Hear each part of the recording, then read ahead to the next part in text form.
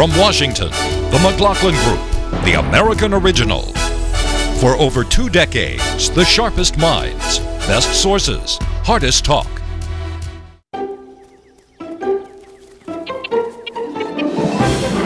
No matter who you are, no matter where you're from, every family everywhere should have the financial security they need.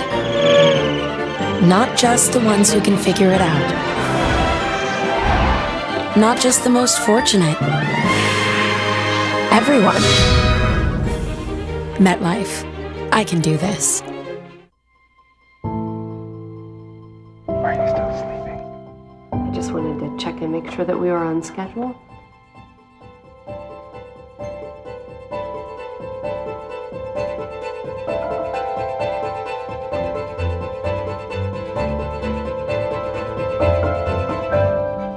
The first technology of its kind. Mom and Dad, I have great news. Is now providing answers families need. Siemens. Answers.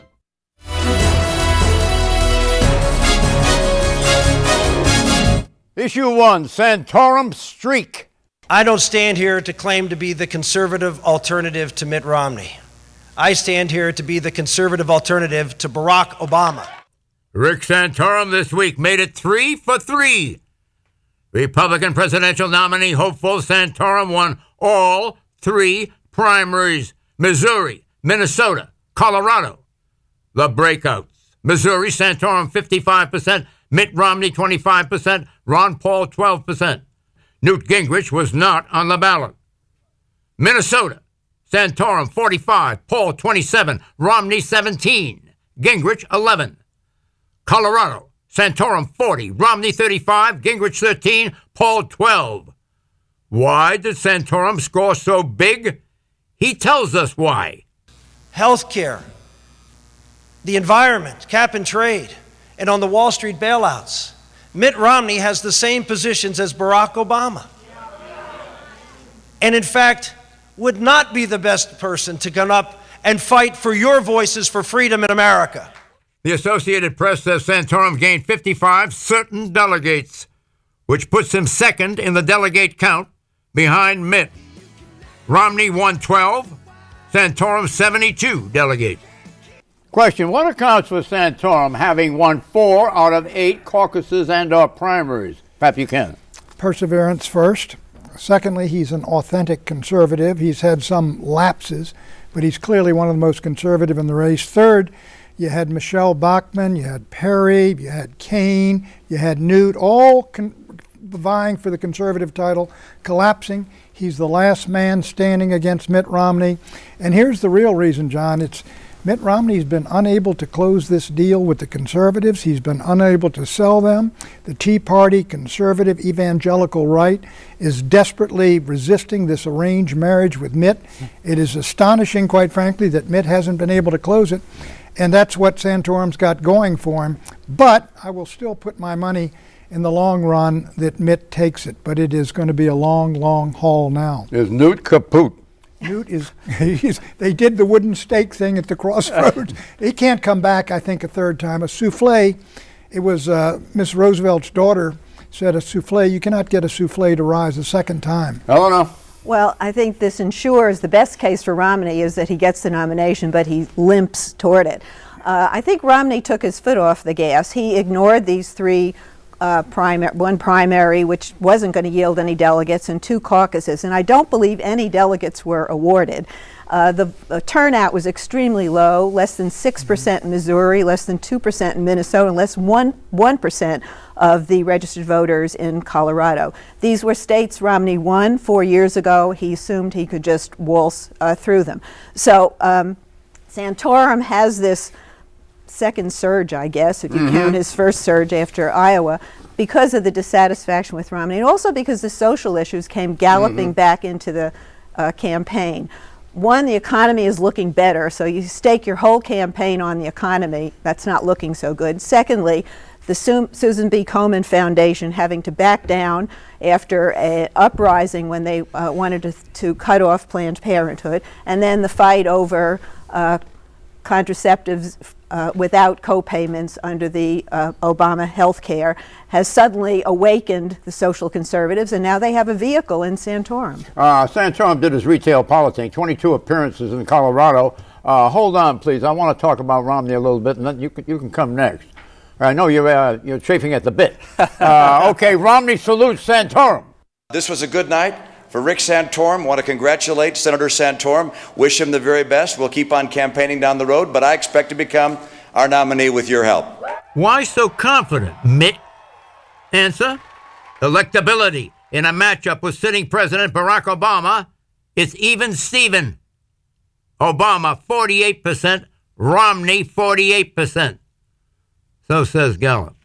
You understand, that's a leap ahead to this coming November. I do. Thanks for explaining it, though. What do you think? It can never be. You want to cue off that? Safe. Well, you're surprised by that. Yeah, this is the thing with Romney. There's a resistance, as Pat pointed out, to him among conservatives. And so far, he is only one in the states where he's basically a favorite son, like New Hampshire, or where he has made the rubble bounce with nuclear negative attacks against his opponents. And he did not do that against Santorum in these states. I think the outcome here makes a brokered convention much more of a possibility if Santorum stays strong in the Midwest. If Gingrich retains some strength in the South, you could see Mitt squeezed below 50% of the delegates, which one would make it likelier that Santorum is eventually the vice presidential nominee, and also make it likelier, although still a long shot, that you would get someone like Jeb Bush at a convention. How would you like Romney's salute to Santorum? Well, I think it was polite. Yes, it was polite. It was gracious. Was it smooth? Yeah, it was reasonably smooth. I would also say that it was kind of. Was it sincere? Oh yeah, no, he really meant it. He was so happy that Santorum won, John. He didn't say he was happy. No, well, I mean, it was sincere. How sincere are these politicians in these moments in their career when they have to concede to somebody whom they think is an absolute non-factor? He could have acted like Gingrich and not said anything. Nobody could act like Gingrich. No way. John, right after he did that, the super PAC started bombing Santorum round the clock. Let me just say one thing. What you have now are millions of dollars being spent by the Republicans to destroy each other. That I'm amazed that Romney still has a 48% national support. I think when you get into a campaign and he's the nominee, it'll be very different. Let's look ahead, as we did with Santorum, and take a look at Santorum vis-a-vis Obama 2012. That's only 8 months away, and what the election electability factor is. Okay? Right. Here we go. Hypothetical November matchup poll now. Obama 51%, Santorum 45%. In a presidential election, that's an Obama landslide against Santorum. It's good news. Good news for the Republicans, John. Look, if Romney now is running even with Obama after they've been butchering each other through 20 debates, campaigns, the super PACs, all that, and he's even. I mean, they ought to be. Reagan at one point was 30 points behind Carter, I think. I think they've got a fighting chance still to win this thing. Of course they have a fighting chance, but you can't argue that the primaries so far are strengthening Mitt Romney. They've exposed all kinds of weaknesses, which he has been unable. Well, yeah, but they're not going to go away, Pat. He didn't form a collective second skin over everything. Well, he's very vulnerable. Okay. He's a flawed candidate. Does what happened this week going to have any effect on Obama's bid to be reelected president? Obama's new rule on contraception. Let's listen to this. Under the rule, women will still have access to free preventive care that includes contraceptive services, no matter where they work. So that core principle remains. But if a woman's employer is a charity or a hospital that has a religious objection to providing contraceptive services as part of their health plan, the insurance company, not the hospital, not the charity, will be required to reach out and offer the woman contraceptive care free of charge. Do you think he slipped out through the side door? No. This was the original policy was a huge unforced error and miscalculation. I didn't think they realized the kind of reaction they're going to cause among the bishops of the Catholic Church, most of whom are not fire-breathing conservatives. Recap the original. This is a fig leaf. What was the original? Well, Congress passes a law that just has a vague provision saying you have to cover preventive services. And then it's left to Archbishop Sebelius to come up with this policy, which is that religious institutions that aren't exactly churches have to provide this kind of insurance coverage, including contraceptives and sterilization for their employees, even though it violates their religious convictions. You're going to have monks running Catholic schools having to buy this kind of insurance, and this is a formalistic fig leaf that does nothing to fix it. Is a huge, Can we get the other side? political liability for this we get president, the other and side? he'll either fully back down or get slapped down by the courts because of clear violation of federal law. Before I go to Eleanor, that sarcastic reference you made to Archbishop Sebelius. Who is Sebelius? You picked up on that. Who is Sebelius? It's the Secretary of HHS, and this is another problem with Obamacare. Secretary of HHS, Health and Human Services. Trinity girl, nominal Catholic. Look, John, when they antagonize and enrage and get the bishops of the Catholic Church, a lot of whom grew up in Democratic families and are not hostile to Obama, fighting him as though this is a religious war. For 2 weeks, he has been badly damaged, Eleanor. First of all, when those two get out of their pulpits, it is nice to be able to offer the other side.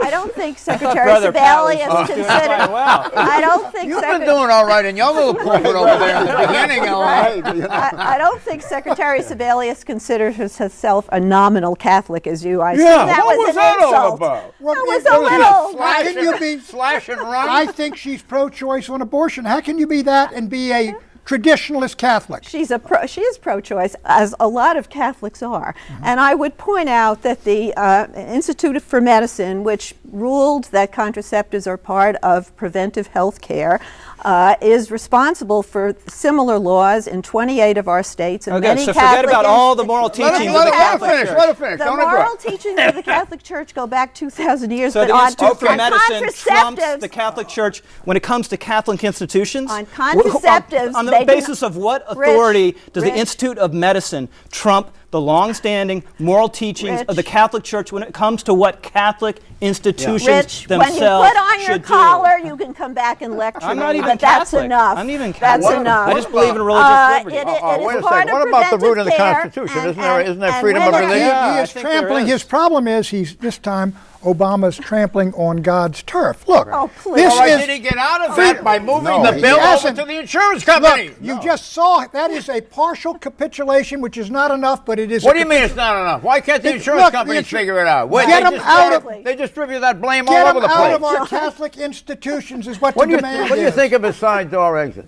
I thought it was partially effective. I don't think it really dealt with the main issue. I think he's been hurt politically, which is what that was all about, and I think that will last because you have people, particularly in the church and in the sermons that they're going to be delivering, that is really going to affect the Catholic vote. How much money is at stake? How much money? It's not money. It's not money. Well, I know it's not money. It's principle and so forth. But how much is it? I don't know where the money comes from. It certainly doesn't come from sales. How much money do you think is involved in distributing contraceptives? I can answer that. Please. And what, are we going to go through the same old litany of IUD is all right? Are we going to go through the morning after pill? Are we going to go through the whole rehearsal? I am familiar with the moral issues. I'm not familiar with the commercial issues of this distribution of IUDs and contraceptives. The operational Excuse me, I am. It costs a woman about $600 a year for contraceptive services. The insurance. How much a year? $600. Where does that go? The insurance companies are happy to provide this free because, in the end, it's cheaper for them than to provide other services when people do not use contraception. And no religious institution gets to dictate public policy. They do in their churches, they do in their schools, they do in their hospitals, they do in their hospitals, they do in their orphanages. Those are Catholic institutions. Not when they employ hundreds of thousands of other people who are not Catholic, and they are entitled. You are forcing the church to do something it believes. So should churches themselves? That's where you got a problem, Eleanor. No, they are not. Where does your principle? I can't believe we're back to birth control. Issue 2. The war with Iran over there. The United States, and the President's made this clear, does not want Iran to to develop a nuclear weapon. If they proceed and we get intelligence that they're proceeding with developing a nuclear weapon, then we will take whatever steps are necessary to stop them. Including military steps. There are no options that are off the table. Defense Secretary Leon Panetta says that if Iran proceeds to acquire a nuclear weapon, the U.S. will use any means to stop them. But some ask, where's the beef? There's no evidence that Iran has even decided to get a nuclear weapon, they say. In fact, the respected Israeli newspaper Haaretz says, quote, Iran has not yet decided whether to make a nuclear bomb, according to the intelligence assessment of Israeli officials, unquote. Also, neither the head of the International Atomic Energy Agency, the IAEA, Yukiya Amano, nor the director of the U.S. Central Intelligence Agency, David Petraeus, is willing to assert that Iran now has a nuclear weapons program for sure. Iran says that its nuclear program is for civilian energy, not for a nuclear bomb. Iran also says that it's held meetings with the United Nations nuclear watchdog, that's the IAEA, which discussions the IAEA describes as, quote, constructive, unquote. The IAEA will visit Iran next month, but the supreme leader of Iran, Ali Khamenei, says that veiled threats, if actualized by the United States, will come at a price. The U.S. military threats against us are to their detriment, and a real war will harm them 10 times more. The more they threaten us, the more harmful it will be for them. They should know, and of course they know, that in return for such war threats and oil embargo threats, we have our own threats to make in proper time, if deemed necessary. Now, he's the holiest of the imams. He speaks with great authority. He's well above Ahmadinejad. Do you think that's worrisome? Well, I think it's anticipated. I mean, there's nothing surprising about that. I don't think he's got quite the backup, shall we say, to support what he's saying. Why? Why? Because there's no doubt that they have to be aware and that they are taking a very, very big gamble with going ahead with nuclear weaponry. And this is there's no mystery. This has been predictable for a long, long time. But this is a much higher level of escalation on Iran's part, his saying that. They've been saying that in different forms, you know, for quite a while. Not at that level. Well, not at the level of the imams, and he is the number one imam. Yes, he is. But look, whoever said it, everybody knows it reflects the values, the policies of the imams and the leader, Khamenei in particular. So there's no doubt about that. Something like that does not get said casually. He's just raising it in verbal terms to a different level. Okay, we've been discussing the war over there with Iran. Let's talk about the war with Iran over here. We know that Iran has been one of the targets of the Yankee Empire for a long time. It's one of the reasons for our solidarity with you. Iranian President Mahmoud Ahmadinejad met last month with Venezuelan President Hugo Chavez. It was Ahmadinejad's 5th trip to Venezuela in the last 7 years. The Venezuela trip was part of a 4-nation tour last month of Latin America, Venezuela, Nicaragua, Cuba, Ecuador. The tour apparently was intended to showcase Iran's mounting influence in our hemisphere, Latin America, right in the backyard of the U.S. That's on top of reports that Iran's elite military unit, the Quds Force, the same Quds Force that was implicated in a plot late last year to kill the Saudi ambassador to the U.S., is operating in Latin America. The chair of the House Foreign Affairs Committee, Ileana Ros-Lehtinen, said at hearings last week that Iran's presence in Latin America is troubling to the U.S. These alliances can pose an immediate threat by giving Iran a platform in the region to carry out attacks against the United States, our interest, and our allies. Attacks against the United States. In that connection, there's the nightmare scenario, spelled out at the hearings by Miami University scholar of Cuba affairs, Jose Azel. My worst nightmare would be a nuclear Iran and a Venezuela willing to accept deployment of those weapons in Venezuelan territory, for example. It is within the realm of possibility. You got what he's saying. that Iran, operating in South America, might nuke the United States. No, that's not what he's saying. No. What he's really saying is they can launch terrorist attacks. That's what they're referring to. What's the ultimate terrorist attack? The nuclear bomb. Let me put it this way. Remember, those nuclear bombs can come in suitcases. If Iran puts nuclear weapons in Latin America or South America, you will have a major outbreak of war against Iran. Are you taking this serious? No. Are you taking it serious? Not as you describe think it's frivolous? No, I don't think it's frivolous. John, I don't think they're talking about having nuclear weapons John, or you have been rockets. taken in. Taken in? This is war party Five propaganda. times he's been here. Castro's 85. Chavez has got terminal cancer. Ahmadinejad All is the out more in reason 16 why months. they can set up Clapper, a the head of installation in Cuba. Clapper, the head of national intelligence, says they don't got a nuclear weapon. They haven't made a decision to build one. Panetta said the same thing. National intelligence said we're not sure they're even moving to a nuclear weapon. The point is there's a war party in this city which is trying to drive this country into a preemptive war on Iran. Did you hear the chairwoman of the committee say what she said? They could launch attacks from there? Are you going to? They don't have a nuclear bomb. They're not going to build one. Are you making fun of her? I think it's a war party propaganda to the nth degree. Yeah, war party? I agree. What do you think the consequences are? Well, I think they're trying to get us in a war with Iran. We could at least have more focus down there and make sure we know what's going on. They haven't decided to build a bomb, and they're going to fire it at us. I am not fear-mongering here. I just think this is an angle we have not considered. No, we have not. There's a reason why you heard should what consider the it. imam said. You heard what the imam said. We have considered the fact that Iran can fight back, which is why this country and why opinion is divided in Israel about whether there should be a military attack. There's sanctions on Iran right now. The rial has lost half its value. Europe has said they're not going to import their oil. The squeeze is really being put on them. Let's give that some time to work. But during that time, they may decide we're going to try a little retaliation to maybe make the Americans ease up in another way. Retaliation would be suicidal for them, How John. and what? You just saw it. You just saw it. A nuclear weapon's going to come out of You're ridiculing it. Yes. I know. I find that it's fetched, but I'm not sure how far-fetched it is. Issue 3, Manning to Manningham. Four-man rush. Eli throwing into traffic on the sideline. They're going to rule it a catch by Manningham. A super catch by New York Giants wide receiver Mario Manningham from quarterback Eli Manning sealed the Giants' victory in this year's Super Bowl. Manning to Manningham. Giants 21, Patriots 17. This 46th Super Bowl is the most watched program of any kind in U.S. television history. But behind this record breaker lies a sobering issue. Trauma. Concussion trauma.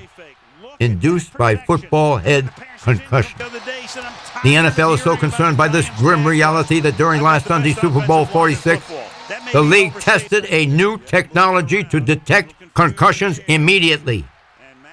A special chin strap was attached to the Patriots running back Ben Jarvis Green Ellis. The strap under Green Ellis's chin was equipped with lights that blink red if the strap took a hit of such intensity a head concussion could result. The U.S. Congress is also interested in football concussion phenomena.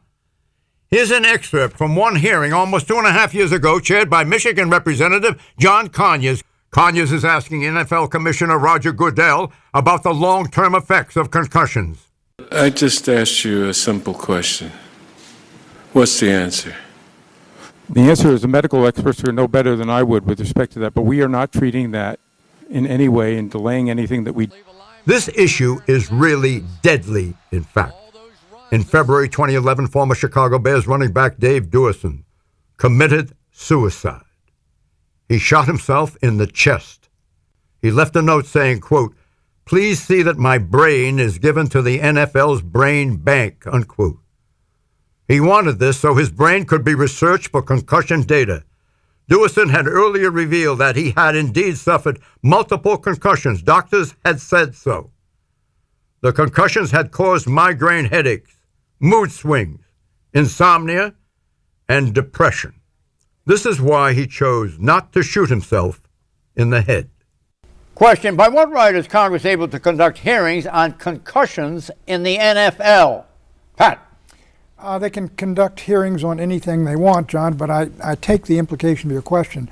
I think Congress, which is the least popular institution perhaps in the United States, in holding hearings on the most popular institution, the NFL, I think it's absurd. I think they ought to stay out of it. I think it's a serious problem. I think the NFL ought to deal with it, but I don't think the Congress of the United States ought to be conducting hearings. There is a very serious issue here. It's not so much NFL football, it's high school football. I am told that there is an estimated 100,000 concussions every year in high school football. So they've got to find a way to deal with that problem. That's a very serious issue. I've got something to tell you. It's bigger than even you think. Concussions in football are not just an issue for the NFL. Lots of young Americans, even starting at age 6 or 7, play football. A 2010 study by Purdue University and Indiana University, published in the Journal of Neurotrauma, found an estimated 43,000 to 67,000 high school football players suffer a concussion every season. A lot of these injuries go unreported. The total number could be much higher. By the way, Congress gives the NFL an antitrust exemption. That's the reason why Congress is legally entitled to get in. Well, they you can follow have, me? They can have a hearing so about when you anything, rethink John. this in the light John, of that, this is the thing. Those stories about those former players and their suffering are really heartrending. I don't think the teams or the players themselves can be trusted to police this. I think the NFL eventually is going to have some arbiter at each game deciding whether someone should be pulled from the game or not. Actually, that hearing, I think you said, was 2.5 years ago, and the NFL since then has really stepped up to the plate in terms of research, better equipment, and they do have people policing the fields and so forth. But I take your point. Kids who play football are not getting the attention that the NFL players are getting, and we know a lot more about what happens to your brain. I personally could do without football, but people in this country love football even more than they love the Catholic Church, Pat. You're gonna do away with football now? Yeah, I mean, it's not going to happen. So I'm reconciled to that, but I think we really do have to get better at protecting. Maybe we can have the people's brains. Institute for Medicine run the NFL. prohibit in the light of the fact that there's so much. Congress should stay out of it. Congress should stay out of it? And as far as legislation is concerned. There will be no military involvement of the United States in Syria. True or false? True for the immediate future. Eleanor? True. True. False. Answer true. Bye-bye.